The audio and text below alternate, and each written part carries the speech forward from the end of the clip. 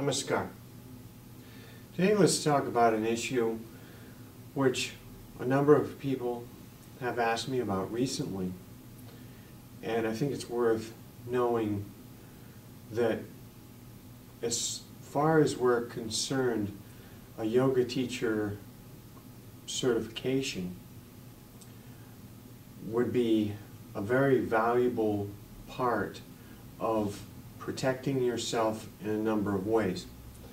So we're talking about the Yoga Teacher Diploma. We're not talking about any other credential, but the diploma that you received from your original teacher. Now, why in the world do we care about that? It's a matter of risk assessment. We have to look at risks we take as yoga teachers when we teach classes, especially those of you who teach physically oriented classes that may be some form of flowing yoga or holding postures. Maybe there's a little bit more paying attention to the physical parts, especially those of you who teach something that's more vigorous. Say, for example, if it were something like hot yoga, or it were something like a very powerful style of yoga, or a fitness yoga, something like that. What am I talking about when we're talking about risk? We're talking about, firstly, you've made sure you've got a credential, then maybe you've got added credentials, and you should have liability insurance. Now, liability insurance is an option, but it just, here's the thing. What do you have to lose?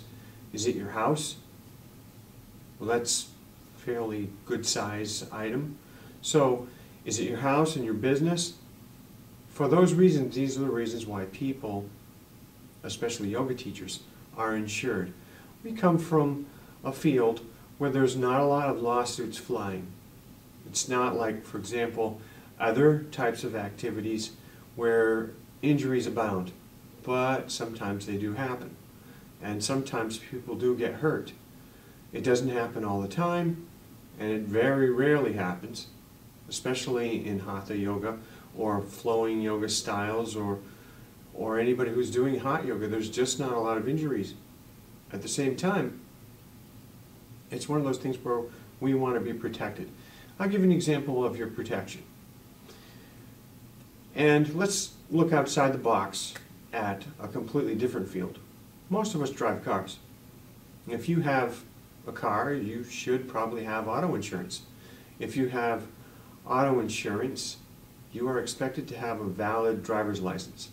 If you do not have a valid driver's license and you get into an accident, you have two big problems.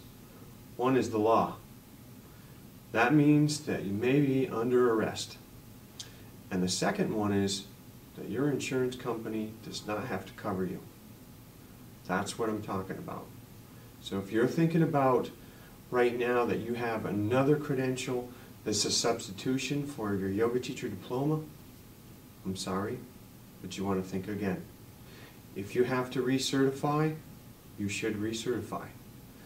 I'm not saying that you have to recertify with me, but I'm saying if you came from a Bikram school and you were running around with an expired license, or you came from a Kripalu school, or you came from Sivananda, or you came from any style, you should make sure you are recertified and that you have your diploma. Your diploma is your primary protection beyond your insurance. And with that, I'd like to wish you all a nice week and have a wonderful week. Om Shanti.